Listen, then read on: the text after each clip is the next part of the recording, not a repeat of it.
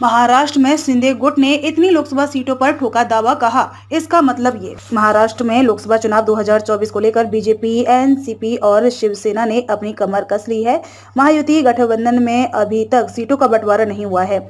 इस बीच शिंदे की शिवसेना ने महाराष्ट्र लोकसभा के लिए 22 सीटों की मांग उठाई है।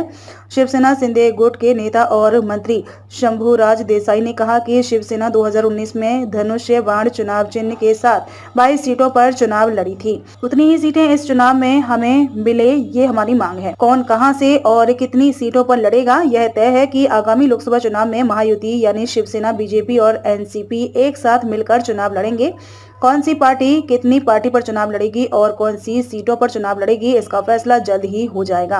प्रत्येक पार्टी की समन्वय समिति की बैठकें हो चुकी हैं और रिपोर्ट सौंपी जा चुकी है। शिंदे गुट की शिवसेना के मुताबिक पार्टी की ओर से उन्हें सभी 22 लोकसभा निर्वाचन क्षेत्रों की भी समीक्षा की है, जिसकी जानकारी एकनाथ शिंदे को बता दी गई है। अंतिम निर्णय भी वही लेंगे। इतनी सीटें मांगेगी शिवसेना। शिंदे गुट के मुताबिक पिछली बार यानी कि 2019 में शिवसेना ने 22 सीटों पर चुनाव लड़ा था और 18 सीटें जीती थीं। इसलिए इस बार भी हम 22 सीटों पर जोर दे रहे हैं। जल्द ही इस मामले में अंतिम फैसला तीनों पार्टियों के शीर्ष नेता मिलकर लेंगे। शिंदे गुट ने ये भी स्पष्ट किया कि हमारी महायुति सरकार में अच्छा माहौल है और कोई नाराज नहीं है। किसी पार्टी या नेता द्वारा सीट मांगना या किसी सीट के लिए आग्रह करना मतलब नाराजगी नहीं है, वो उनकी मांग है। बैठक में इस पर चर्चा की जाएगी और सही रास्ता निकाला जाएगा।